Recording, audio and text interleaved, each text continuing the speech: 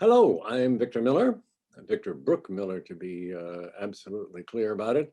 Born May 14th, 1940 in New Orleans, Louisiana to Barbara L. Miller and Jack D. Miller. And we lived in Metairie. And this was in the midst of the Jim Crow era, which I found absolutely frightening. And fortunately we moved to the north when I was like 7. So we wiped the dust off our heels of that thing. And oh Lord, this morning I just figured out that one of the reasons I compete with everybody is that I had to compete with my 3 siblings for any kind of approval from our awful parents. And that's my story.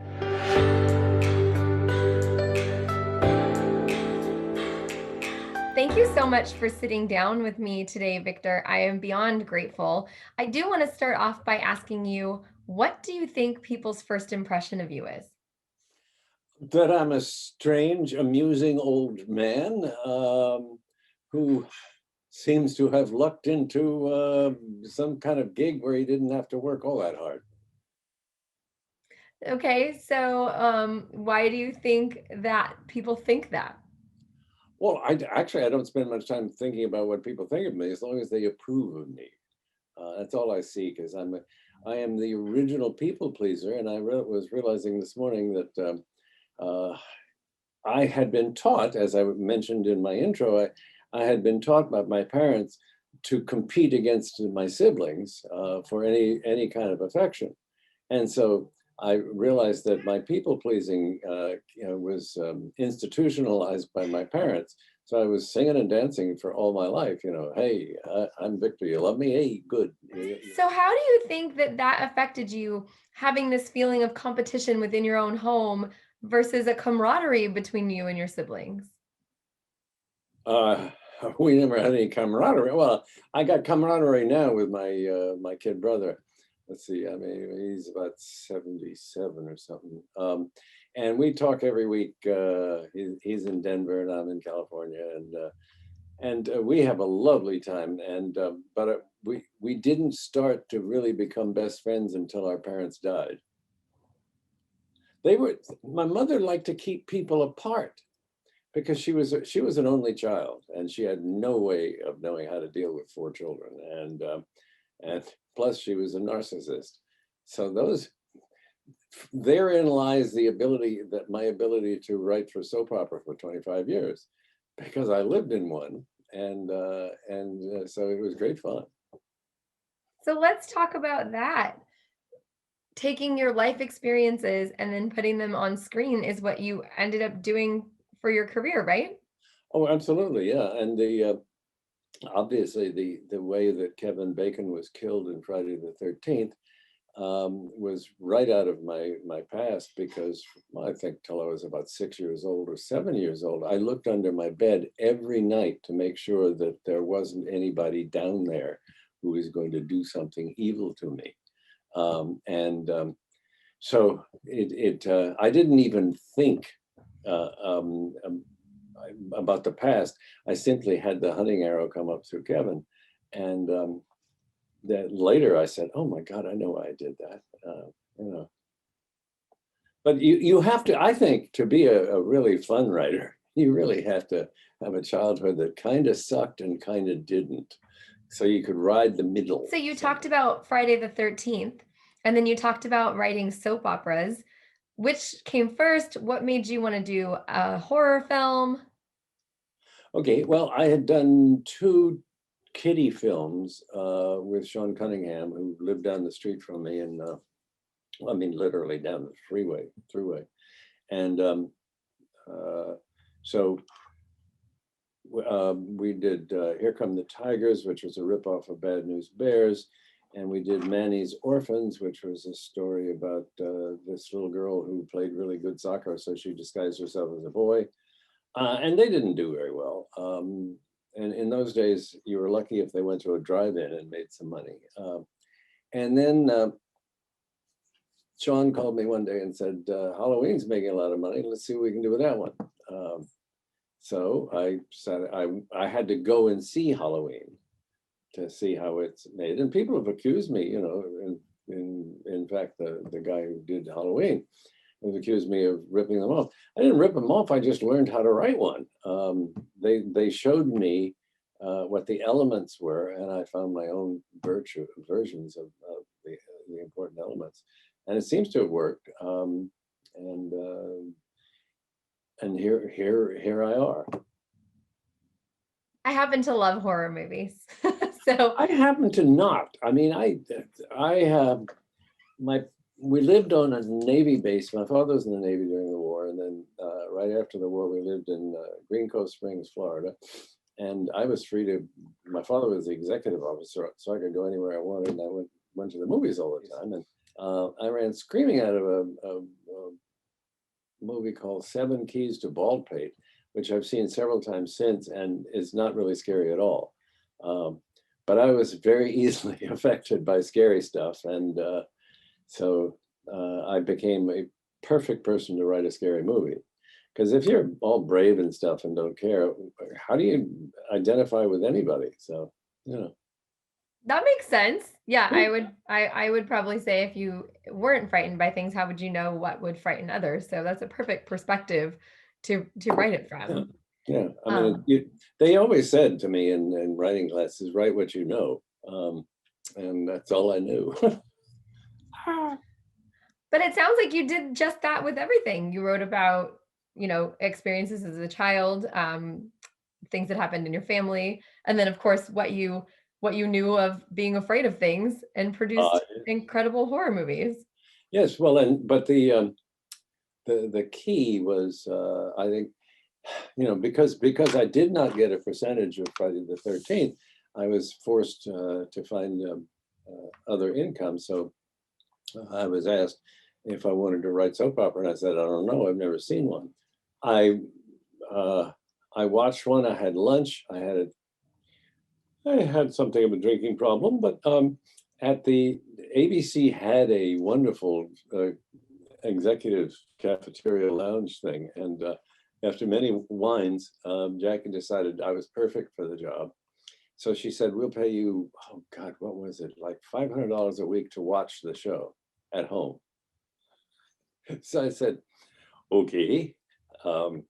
And I went back and watched it, and I was supposed to report in to the head writer and say what I thought, whatever, and to her. And eventually, then the head writer said, "Well, why don't you come in and write some stuff with us?" And I said, "Great," because it was a group effort. And so I went in there, and before I knew it, I was making $1,500 a week, and and the hits kept coming. Every time they fired you at one of the shows because the ratings went down, they always fired the writers. They didn't fire the actors. So we'd get fired every once in a while. And I started at One Life to Live, and then they sent me to All My Children. And then I got fired from that. I mean, this is over a 25-year period. So, I mean, we, did it all and saw it all. And eventually, ABC learned that it would be much cheaper if they didn't have to provide office space for us all. And that's when the computer was invented. I would be talking to Agnes Nixon, the Queen of Daytime, from my house in Trumbull, Connecticut. And we'd be on a conference call with all the other, breakdown writers. And we were stuck for 15 minutes on what to do with Erica's daughter, Bianca. And I was getting really bored on the phone call. And finally, I just said, "How about if Bianca is gay?" And there was a sudden silence because everybody was, you don't speak before Agnes speaks. So, and Agnes says, "Wonderful." And then eventually, the world of soap operas kind of disappeared. And that was fine because I was getting old. And I was a member I still am a member of the Writers Guild of America East. And so my pension runneth over, and I am delightfully happy, and so are my children. You always sound so happy when we've spoken up to this conversation. And even this morning, we had some of the computer glitches, and you just kind of rolled with the flow and you just put off this incredible vibe. And even when you talk about what you've done, exactly, even when you talk about what you've done in your career of writing, you're just kind of like, and I flowed from this, and I flowed to this, and I tried this out, and I learned Right. that. And it just seems so Don't believe a word of it. Don't. You are you are talking to a person whose insides are constantly twisting, and doing. I remember, God, I think it was, I had a wonderful shrink in Manhattan years ago. Um, and we were always talking about my tap dancing, because what I had to do with my parents, what I have to do with bosses, what I have to do with friends and loved ones and all those other, how am I doing, Ma? I mean, that's just who I was. And now at least I know that I'm not only the marionette, I am also holding the strings. And if somebody cuts the strings, I'm lost. I don't know what's going to happen. So, and the other thing is, I speak in metaphors all the time, so nobody understands me. So, except other writers and poets and lovers, oh, sure, I understand metaphor. I like it. I think Yeah. it's wonderful. Well, Well, that and leads it's real, and that's what I've learned late. I have this Chinese friend, not my acupuncture doctor, but he trained with her, and he has been helping me a great deal with and because he's turned into hypnosis, and so every other week he hypnotizes me on the thingy here, and it's wonderful, and it's I just have seen that what hypnosis is almost all metaphors, because that's how your unconscious works. It doesn't work in words, it works in pictures, because it's like tape but with very little audio, and it's always running in there. And so I've been having more fun because I've always lived on metaphors and similes, as a writer, but also as a strange person, or Leo. interesting. Oh God, it was singing and dancing just to survive. But I had no idea. I assumed everybody else's families were doing the same thing. Anyway, Wow. but I'm fine now. Well, that's good. You seem to be tapping into a lot of the spiritual parts of life in terms of the acupuncture, the meditation, the hypnosis, the really being present and like you said, being your own puppet master. I think that that's a beautiful way to put Yeah, that. yeah. Well, I mean, um, I have nothing but free time, and the delight is that our two married sons live within 3 miles of us. We got a grandson who is 19 or 20, and he's a graphic arts major at Cal State in Long Beach. And God, he's good. Anyway, so we're How living large. awesome. I know. And through no fault of my own, I really think that Tina was the good parent. I sucked, but Tina knew how to do it, and she would pull me back at some of my extremities, like, because I had been raised really bad. My father used to take out his belt and threaten people with it, and because he was beaten. So at any rate, it's been pretty much beer and Skittles. You're too hard on yourself in some instances. You should give yourself a little more Oh, credit. somebody has to be hard on me. You can keep yourself in check, but I think you should give yourself a little more credit. Well, So we thank you. talked about what would surprise people to know about you, and you talked then about your lineage, but what would surprise me was when we started talking and you happened to lift your arms. Tell Oh, me about all of these tattoos. tattoos are addictive, and they're also, you get them from your children. Um, so remember, I said my older son Ian is a bass player, and he came home with the tattoos first, and then his brother Josh said so, and then in 1989, I stopped drinking alcohol of any sort. And I said, what am I going to do now? I got extra money. So um, I said, well, who's a good tattoo artist around here? And the next thing I knew, we're, I was, this is all from 1989 and stuff. And some of it is actually designed by my grandson, but I can't, that one's over here. And I got ones down my legs and sort of things. But um, it was just fun. And I was, what, 88, 40, I was 50 years old. And it seemed like an interesting thing to do. I love it. Yeah. I have the comedy and tragedy skulls and other sort of goodies.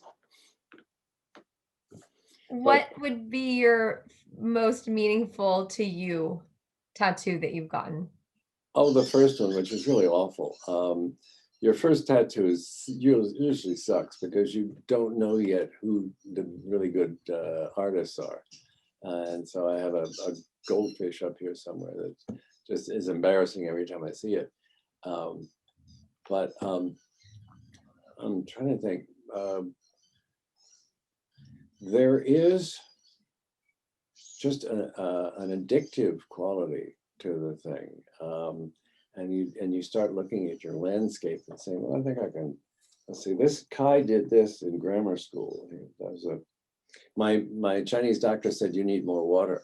And I said, okay, I'll have Kai give me a wave. So this is a wave with a K. And I have other things. I've got some errors. I've got Dorje and Bell from I did Buddhism literally for a long time, and then went into just sort of whatever. Such an interesting journey that you've had, and all the different phases of life experience that you've shared today are so fascinating to me. Um, I mean, just up and covered your body in tattoos, Yeah. all the writing experience you've done. The things that you've seen and talked about. I am so grateful. I've got I've glossolalia or whatever that thing is. But when I got sober in '89, I was still working in the soap opera business, and it was wonderful because they said, "Okay, we're going to have." I've forgotten who that character. I've worked from so many shows I can't remember the names of anybody, but we had they wanted to turn this woman into an alcoholic, and I said, "Victor, you'll be perfect."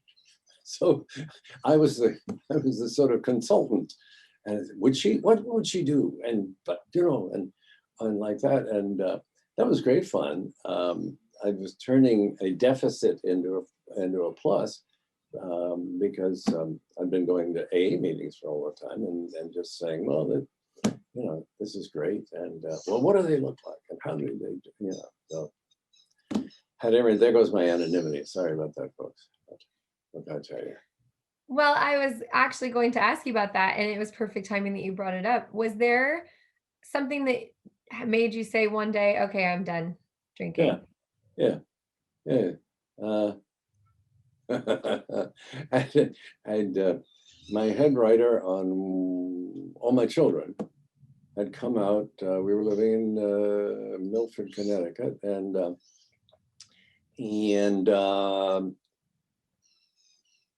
I picked her up at the train, and we went to the yacht club where we had lunch. And as we were eating lunch and having drinks and whatnot, I realized that I'd had 3 or 4 Bloody Marys before we'd finished our main course. And this was with my boss, the head writer. She didn't say anything. I didn't say anything. And then I drove her back to the train station, sent her back to Manhattan. I then went home to my wife and I said, Tina, do you think it's possible that I'm an alcoholic? She said, oh.